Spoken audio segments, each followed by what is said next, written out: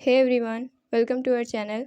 आज की इस वीडियो में हम क्लास 10 साइंस के second chapter acids bases and salts के 10 मोस्ट इम्पॉर्टेंट क्वेश्चन करेंगे। तो बिना देरी किए चलिए स्टार्ट करते हैं।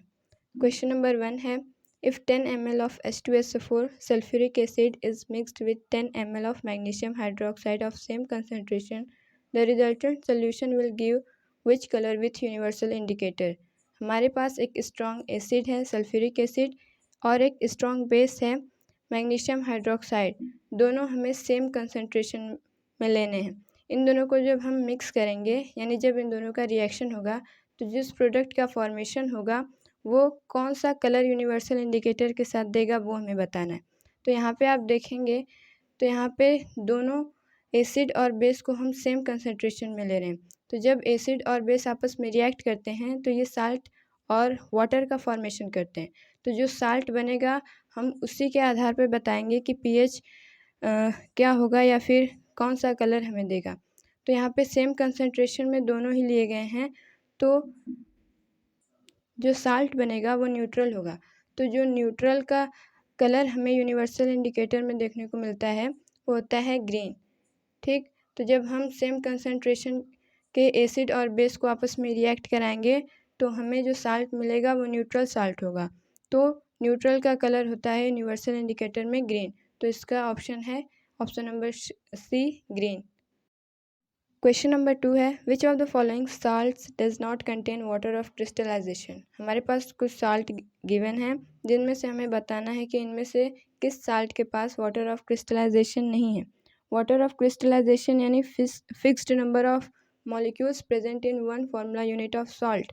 तो ये जानने के लिए कि इनमें से किसके पास वाटर ऑफ क्रिस्टलाइजेशन है, सबसे पहले हमें इनका केमिकल फार्मूला लिखना होगा। ठीक, ब्लू विट्रॉल हम कॉपर सल्फेट को बोलते हैं, जिसका अगर हम केमिकल फार्मूला लिखें तो वो होता है CuSO4 पेंटाहाइड्रेटेड, यानी इसमें 5 वाटर ऑफ क्रिस्टलाइजेशन प्रेजेंट होते हैं। बेकिंग सोडा की बात करें हम तो बेकिंग सोडा का साइंटिफिक नेम होता है सोडियम हाइड्रोजन कार्बोनेट या फिर आप इसे सोडियम बाइकार्बोनेट भी बोलते हैं। तो बेकिंग सोडा का अगर हम केमिकल फार्मूला लिखें तो वो होता है NaHCO3। वॉशिंग सोडा का केमिकल फार्मूला होता है Na2 सोडियम कार्बोनेट डेकाहाइड्रेटेड, यानी इसमें 10 वाटर ऑफ क्रिस्टलाइजेशन प्रेजेंट होते हैं। और है जिप्सम, जिप्सम का केमिकल नेम होता है कैल्शियम सल्फेट डिहाइड्रेटेड और इसका केमिकल फार्मूला होता है CaSO4 2H2O। तो इनमें से आप देख रहे हैं कि जो बेकिंग सोडा है यानी सोडियम बाइकार्बोनेट, इसके पास कोई भी वाटर ऑफ क्रिस्टलाइजेशन नहीं है। तो ये ऑप्शन हमारा करेक्ट हो जाएगा। क्वेश्चन नंबर 3 है, baking powder is a mixture of. Baking powder और बेकिंग सोडा ये दो अलग अलग चीज़ें होती हैं। बेकिंग पाउडर बेकिंग सोडा और एक एडिबल एसिड का मिक्सचर होता है। तो हमें इन ऑप्शंस में से बताना है कि बेकिंग पाउडर किसका मिक्सचर होता है। पहला है sodium carbonate and acetic acid. पहली बात तो ये कि एसिटिक एसिड एडिबल नहीं होती है, तो ये ऑप्शन वैसे ही इनकरेक्ट हो जाएगा। दूसरा है sodium carbonate and tartaric acid. Tartaric acid edible acid होती है, तो ये ऑप्शन करेक्ट हो सकता है। Sodium hydrogen carbonate and tartaric acid, ये भी ऑप्शन करेक्ट हो सकता है और इसमें एसिटिक एसिड है तो ये पहले से ही रॉन्ग हो जाएगा। ठीक, अब हमें इन दोनों में से बताना है कि कौन सा ऑप्शन करेक्ट है। तो जो बेकिंग सोडा का केमिकल फार्मूला होता है वो होता है NaHCO3 यानी सोडियम हाइड्रोजन कार्बोनेट। तो यहाँ पे बेकिंग सोडा प्लस में टार्टरिक एसिड मिलके बेकिंग पाउडर का फॉर्मेशन करते हैं। तो यहाँ पे ऑप्शन नंबर सी करेक्ट हो जाएगा। क्वेश्चन नंबर 4 है, to protect tooth decay we are advised to brush our teeth regularly. Nature of toothpaste commonly used is. Tooth decay को प्रिवेंट करने के लिए हमें रेगुलरली ब्रश करने को बोला जाता है। तो हमें ये बताना है कि जो टूथपेस्ट हम यूजुअली यूज़ करते हैं उसका नेचर कैसा होता है, एसिडिक होता है, न्यूट्रल होता है, बेसिक होता है या फिर कोरोसिव होता है। तो हमारा टूथ कैल्शियम फॉस्फेट का बना होता है जिसका pH बेसिक लेवल पे होता है। तो माउथ के इस पीएच को मेंटेन करने के लिए हम जो टूथपेस्ट यूज़ करेंगे वो भी बेसिक नेचर का होना चाहिए, क्योंकि अगर हम एसिडिक या फिर न्यूट्रल या फिर कोरोसिव इन टूथपेस्ट का यूज़ करते हैं तो हमारा जो माउथ का पीएच है वो चेंज हो जाएगा, जिससे हमारा टूथ डिके होने की संभावना होती है। ठीक, तो हमारे माउथ का पीएच मेंटेन करने के लिए जो कि बेसिक नेचर का होता है, हम जो टूथपेस्ट करते हैं वो भी बेसिक नेचर का होता है। तो इसमें ऑप्शन नंबर सी करेक्ट हो जाएगा, बेसिक। क्वेश्चन नंबर 5 है assertion reason type question. Assertion हमें गिवन है HCl gas does not change the colour of dry blue litmus paper. जो HCl गैस होती है, जब हम उससे ब्लू लिटमस पेपर जो कि ड्राई होता है उसके साथ टेस्ट करते हैं तो ये हमें रेड कलर नहीं देता है। जबकि हम बात करें HCl एसिड की, तो जब भी हम इसे ब्लू लिटमस से चेक करते हैं तो ये ब्लू लिटमस को रेड लिटमस में चेंज कर देता है, यानी कलर चेंज हमें देखने को मिलता है ड्यू टू केमिकल रिएक्शन। लेकिन जब हम ड्राई ब्लू लिटमस ले रहे हैं या फिर HCl गैस ले रहे हैं तो हमें ये देखने को नहीं मिलता है। तो ये असर्शन ट्रू है। रीज़न क्या इसका दिया गया है कि acids always produce hydrogen ion. Reason भी बिल्कुल सही है कि एसिड हमेशा हाइड्रोजन आयन प्रोड्यूस करते हैं, लेकिन क्या ये इसको एक्सप्लेन कर पा रहा है? चलिए चेक करते हैं। HCl gas does not change the colour of dry blue litmus paper because acids always produce hydrogen ion. यहाँ पे हमें रीज़न में ये नहीं बताया गया है कि ब्लू लिटमस पेपर चेंज क्यों नहीं होता है। ऐसा इसलिए होता है क्योंकि जब हम ड्राई लिटमस पेपर लेते हैं तो उसमें बिल्कुल भी मॉइस्चर या फिर वाटर नहीं होता है, जिसकी वजह से जो एसिड होती है वो अपना H+ आयन नहीं रिलीज़ कर पाती है, और H+ आयन रिस्पॉन्सिबल होता है एसिडिक प्रॉपर्टी के लिए। तो अगर H+ आयन रिलीज़ नहीं हो पा रहा है तो एसिडिक प्रॉपर्टी भी हमें नहीं देखने को मिलती है।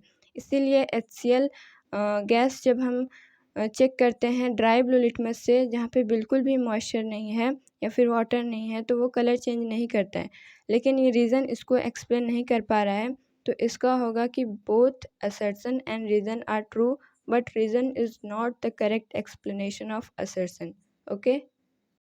क्वेश्चन नंबर 6 है crystals of substances change their colour on heating after some time when they were allowed to cool they regained original colour. जिस भी सब्सटेंस में वाटर ऑफ क्रिस्टलाइजेशन प्रेजेंट होते हैं, जब हम उसे हीट करेंगे तो आप देखेंगे कि उसका कलर चेंज हो जाता है, लेकिन वहीं अगर हम उसे कूल करते हैं तो वो दोबारा से अपना ओरिजिनल कलर रीगेन कर लेता है। तो हमें ऐसा एक सब्सटेंस का एग्जांपल यहाँ पे बताना है।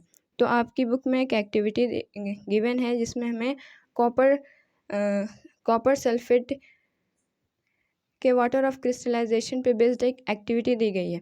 तो यहाँ पे हम वही एग्जांपल लेते हैं CuSO4 5H2O।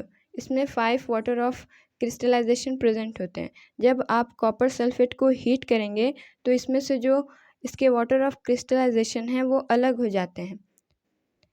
CuSO4 और वाटर अलग हो जाते हैं। वाटर के अलग हो जाने की वजह से ही इसमें हमें कलर चेंज देखने को मिलता है। ठीक, एक्सप्लेन द फिनोमेना इन्वॉल्व्ड। इस फिनोमेना का हमें नेम बताना है। तो जिस भी रिएक्शन में हमें लॉस ऑफ वाटर देखने को मिलता है उस रिएक्शन को हम बोलते हैं डिहाइड्रेशन। डिहाइड्रेशन।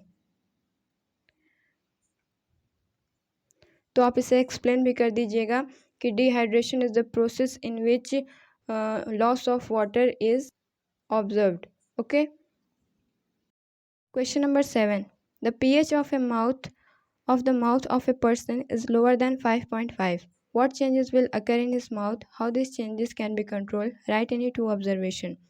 नॉर्मल pH जो होता है माउथ का वो बेसिक नेचर का होता है, यानी 7 से ज़्यादा pH का होता है। लेकिन यहाँ पे जो pH हमें गिवन है वो 5.5 से भी कम है, यानी एसिडिक लेवल पे pH पहुँच चुका है माउथ का। तो हमें बताना है कि ऐसी सिचुएशन में पर्सन के माउथ में क्या क्या चेंजेस हमें देखने को मिलेंगे। तो जब when pH of mouth is lower than 5.5, acids will be produced by the action of bacteria on sugar in mouth. It will corrode the tooth enamel which lead to dental decay. जब हमारे mouth का pH 5.5 से गिर जाता है तो जो हमारे माउथ में प्रेजेंट जो शुगर होती है उसके साथ बैक्टीरिया रिएक्शन करता है, जिसकी वजह से एसिड प्रोड्यूस होती है और ये एसिड प्रोड्यूस होने की वजह से जो हमारा टूथ होता है वो कोरोड हो जाता है। It will corrode the tooth enamel. Tooth enamel बना किसका होता है? कैल्शियम फॉस्फेट का, जो कि बेसिक नेचर का होता है। तो यहाँ पे एसिड बेस के साथ रिएक्ट कर लेता है, जिसकी वजह से हमें डेंटल डिके देखने को मिलता है। अब हमें बताना है कि how this changes can be control. हमें कोई भी दो मेजर्स बताने हैं जिससे इसे कंट्रोल किया जा सकता है। तो पहला ये है कि using toothpaste daily which will neutralise excess acid. हमें डेली टूथपेस्ट यूज़ करना चाहिए। रीज़न क्या है इसका? कि टूथपेस्ट जो होता है वो बेसिक नेचर का होता है और हमारा टीथ भी बेसिक नेचर का होता है। तो इससे हमारा जो पीएच होता है माउथ का वो मेंटेन रहता है, जिसकी वजह से हमारा टूथ इनेमल कोरोड नहीं होगा। सेकेंड मेजर है by brushing twice a day especially after eating sweets. जब हम कुछ मीठा खाते हैं उसके तुरंत बाद हमें माउथ वॉश कर लेना चाहिए, जिसकी वजह से जो मीठा होता है वो हमारे टीथ में ना लग पाए और बैक्टीरिया इसके साथ रिएक्शन ना कर पाए। Okay. Question number 8, what is brine? What happens when an electric current is passed through it? Write chemical equation for it. ये क्वेश्चन 4 मार्क्स में पूछा गया था या फिर 5 मार्क्स में पूछा गया था। तो हमें इसको पूरा ब्रॉडली एक्सप्लेन करके बताना है। यहाँ पे क्वेश्चन आप देखेंगे तो इसका आंसर बहुत छोटा सा लगेगा, लेकिन अगर हम बात करें मार्क्स की तो ये 4 या 5 मार्क्स में ऐसा क्वेश्चन पूछा गया है। तो इसमें हमें एक्सप्लेन करना है। आप देखिए इसमें कैसे एक्सप्लेन किया हुआ है। What is Bryan? ब्राइन क्या होता है? जो सोडियम क्लोराइड यानी साल्ट का एक्वस सोल्यूशन होता है उसे हम ब्राइन बोलते हैं। तो हम लिखेंगे brine is the concentrated solution of sodium chloride NaCl। What happens when an electric current is passed through it? तो हमने देखा था कि जब हम NaCl में इलेक्ट्रिसिटी पास कराते हैं, यानी ब्राइन सोल्यूशन में जब हम इलेक्ट्रिसिटी पास कराते हैं तो उससे हमें सोडियम हाइड्रोक्साइड, हाइड्रोजन गैस और क्लोरीन गैस मिलती है। तो उन्हीं रिएक्शंस को हमें एक्सप्लेन करके बता देना है। ठीक, तो हम लिखेंगे when electricity is passed through it NaCl will break to give ions in a solution. जब हम NaCl में से इलेक्ट्रिसिटी पास कराएंगे तो ये अपने आयंस में टूट जाएगा। Na और Cl ये अलग अलग हो जाएंगे, Na+Cl-, ये अपने आयंस में टूट जाएंगे। और हमने ब्राइन सोल्यूशन लिया है, यानी सोडियम क्लोराइड के साथ साथ उसमें वाटर भी प्रेजेंट होगा क्योंकि हमने उसका सोल्यूशन लिया है।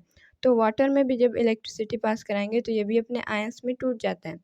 उसके बाद क्या होता है, जो निगेटिव आयन होता है वो एनोड जो कि पॉजिटिव इलेक्ट्रोड होता है उसकी तरफ मूव करता है, और जो पॉजिटिव आयन यानी कटायन होता है वो निगेटिव इलेक्ट्रोड कैथोड की तरफ मूव करता है। यहाँ पे कटायन कैथोड की तरफ कटायन जिस इलेक्ट्रोड की तरफ मूव करता है उसको हम बोलते हैं कैथोड, और अनायन जिस इलेक्ट्रोड की तरफ मूव करेगा उसे हम बोलेंगे एनोड। ठीक, तो क्लोरीन और हाइड्रोजन आयन ये एनोड और कैथोड पे जाके एक्यूमुलेट हो जाते हैं। अब एनोड और कैथोड पे क्या होता है कि एनोड पे ये जो क्लोरीन आयन होता है, अनायन, ये अपना एक इलेक्ट्रॉन लूज़ कर देता है, जिसकी वजह से ये अपने एटॉमिक फॉर्म में आ जाता है Cl में। ठीक, और फिर कई सारे क्लोरीन आपस में रिएक्ट करते हैं, आपस में बॉन्डिंग बनाते हैं और Cl+Cl Cl2 गैस का फॉर्मेशन करती है। तो एनोड से हमें Cl2 गैस बाहर आती हुई दिखती है। कैथोड पे भी ऐसा ही कुछ होगा कि जो हाइड्रोजन होगा इसके पास एक इलेक्ट्रॉन की कमी है, तो ये एक इलेक्ट्रॉन एक्सेप्ट कर लेगा और अपने एटॉमिक फॉर्म में आ जाएगा। फिर दो हाइड्रोजन आपस में रिएक्ट करेंगे, आपस में बॉन्डिंग बनाएंगे, उसके बाद हमें मिलेगा H2 यानी H2 गैस। तो हमें एनोड से क्लोरीन गैस बाहर आती हुई दिखती है और कैथोड से हमें हाइड्रोजन दिखता है। आगे क्या लिखेंगे, जो क्लोरीन और हाइड्रोजन इन आयन की बात हमने कर ली।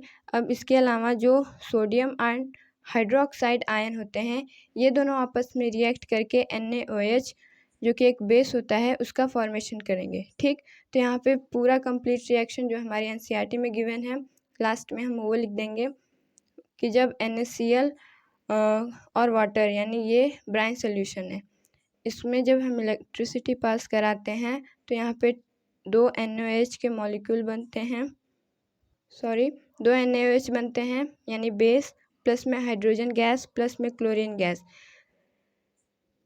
यहाँ पे जो हाइड्रोजन गैस बनती है ये एज अ बाई प्रोडक्ट होती है, लेकिन हम इसका इस्तेमाल एज अ फ्यूल भी करते हैं। ठीक, यहाँ पे आप और इलेबोरेट करने के लिए NCERT में जो फिगर गिवन है वो भी यहाँ पे ड्रॉ कर सकते हैं, क्योंकि 4 या 5 मार्क्स में जो भी क्वेश्चन आते हैं हमें उसको अच्छे से एक्सप्लेन करना होता है। ओके, क्वेश्चन नंबर 9 है, right a balanced chemical equation for the reaction between sodium carbonate and hydrochloric acid indicating the physical state of reactant and product. हमारे पास एक मेटल कार्बोनेट दिया गया है और एक एसिड दिया गया है। हमें बताना है, हमें एक बैलेंस केमिकल इक्वेशन लिखना है। जब इन दोनों का रिएक्शन होगा तो जो प्रोडक्ट बनेगा हमें उसको बैलेंस्ड फॉर्म में लिखना है। तो जब भी मेटल कार्बोनेट और एसिड, मेटल कार्बोनेट या बाई कार्बोनेट प्लस में एसिड आपस में रिएक्ट करेंगे तो जो प्रोडक्ट बनता है वो होता है साल्ट, कार्बन डाइऑक्साइड और प्लस में वाटर। ठीक, तो हमें जो दो प्रोडक्ट हैं कार्बन डाइऑक्साइड CO2 गैस और वाटर, ये तो पहले से पता लग गया। तो चलिए लिखते हैं सोडियम कार्बोनेट Na2CO3 का सॉलिड हम लेंगे। ठीक, ये सॉलिड फॉर्म में रिएक्ट करता है।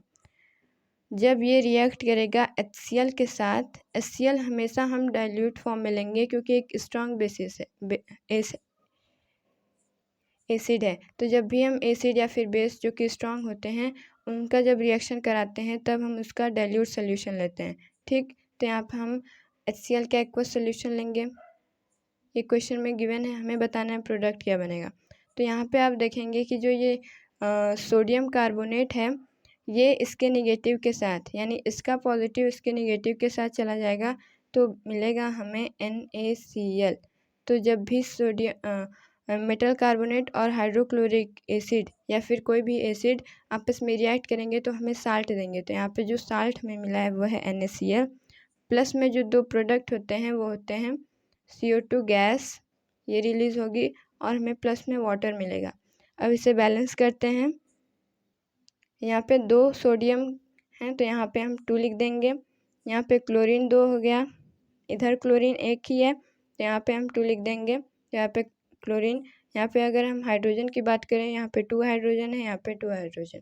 तो ये इक्वेशन हमारा बैलेंस्ड हो गया। यहाँ पे जो NaCl हमें मिलेगा वो भी एक्वा सोल्यूशन के फॉर्म में मिलेगा, ये गैसियस फॉर्म में मिलेगा और ये वाटर लिक्विड फॉर्म में मिलेगा। ठीक,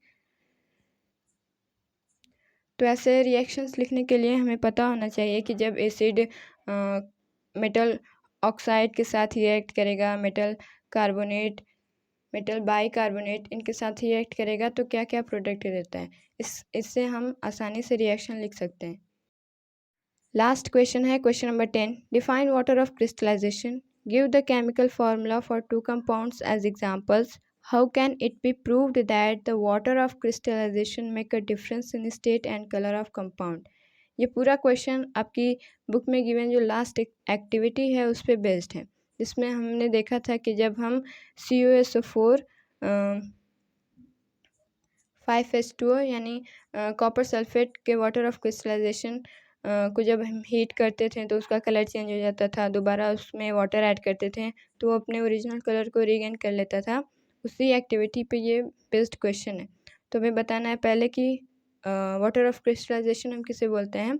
तो it is the fixed number of water molecule present in one formula unit of salt. एक फार्मूला यूनिट में जो fixed number of water molecule present होते हैं उन्हीं को हम बोलते हैं वाटर ऑफ क्रिस्टलाइजेशन। ये डिफिनेशन इम्पॉर्टेंट है, कई बार एग्ज़ाम में डायरेक्ट वाटर ऑफ क्रिस्टलाइजेशन से रिलेटेड क्वेश्चन पूछे गए हैं। ठीक, तो आप इसे अच्छे से याद कर लीजिएगा। अगला पार्ट क्या है, give the chemical formula for the 2 compounds as examples. अभी हमने जो MCQ किया था उसमें भी हमने इसके एग्जांपल देखे थे। तो यहाँ पे हम ब्लू विट्रोल का एग्जांपल लिख देंगे, कॉपर सल्फेट 5H2O प्लस में सोडियम कार्बोनेट डेकाहाइड्रेटेड। ठीक, इसके पास 10 वाटर ऑफ क्रिस्टलाइजेशन प्रेजेंट होते हैं। किस कंपाउंड के पास कितने वाटर ऑफ क्रिस्टलाइजेशन प्रेजेंट होते हैं ये भी आपको याद रहना चाहिए, क्योंकि डायरेक्ट MCQ पूछ लिया जाता है। अब हमें पूछा गया है कि हम कैसे प्रूव कर सकते हैं कि जब भी हम वाटर ऑफ क्रिस्टलाइजेशन में कोई डिफरेंस लाते हैं तो जो कंपाउंड होता है उसके स्टेट और कलर में चेंज आता है। तो इसके लिए जो एक्टिविटी हमने पढ़ी थी वो पूरी एक्टिविटी हमें अपनी लैंग्वेज में लिख देनी है। ठीक, तो आप देखिए कैसे हम इसका आंसर देंगे। To verify it let us perform an activity. इसको आप एक बॉक्स में लिखिएगा जब आप इसका आंसर लिखेंगे तो। Heat a few crystal of CuSO4 5H2O which are blue in colour in a dry boiling tube. हमें एक ड्राई बॉइलिंग ट्यूब लेना है, उसमें हमें कॉपर सल्फेट 5H2O इसको लेना है और इसका कलर हमें नोट कर लेना है कि ये ब्लू कलर का होता है। ठीक, अब हम इसे हीट करेंगे। On heating blue colour turns white and a powdery substance is formed. जब हम इसे हीट करते हैं तो ये अपना वाटर ऑफ क्रिस्टलाइजेशन लूज कर देता है, यानी CuSO4 5H2O जो आपस में दोनों जुड़े हुए थे इसमें से वाटर अलग हो जाता है और इसे हम क्या बोलते हैं, लॉस ऑफ वाटर को डिहाइड्रेशन। ठीक, तो on heating blue colour turns white. यहाँ पे जो कॉपर सल्फेट है ये हमें वाइट कलर का देखने को मिलेगा और ये पाउडरी सब्सटेंस में चेंज हो जाता है। वहीं अगर हम दोबारा इसमें 2 या 3 ड्रॉप ऑफ वाटर डालें, यानी दोबारा इसमें हम वाटर ऐड करते हैं तो ये दोबारा से अपने ब्लू कलर में आ जाता है, यानी ये अपना ओरिजिनल कलर रीगेन कर लेता है। ऐसा इसलिए क्योंकि ये जो कॉपर सल्फेट होता है वो वाटर के साथ रिएक्ट करके अपना फिक्स्ड नंबर ऑफ वाटर ले लेता है और CuSO4 5H2O का फॉर्मेशन करता है जो कि ब्लू कलर का होता है। ठीक, तो ऐसे हमें एक्टिविटी लिख के एक्सप्लेन करनी है। तो ऐसे क्वेश्चन भी अक्सर 4 या 5 मार्क्स में ही आते हैं, तो आपको पूरा इलेबोरेट करके बताना होता है। अच्छा, आपको बताना है कि जो ग्रीन विट्रॉल होता है फेरस सल्फेट उसमें कितने वाटर ऑफ क्रिस्टलाइजेशन प्रेजेंट होते हैं। तो आज के लिए इतना ही, मिलते हैं नेक्स्ट वीडियो में, तब तक के लिए गुड बाय।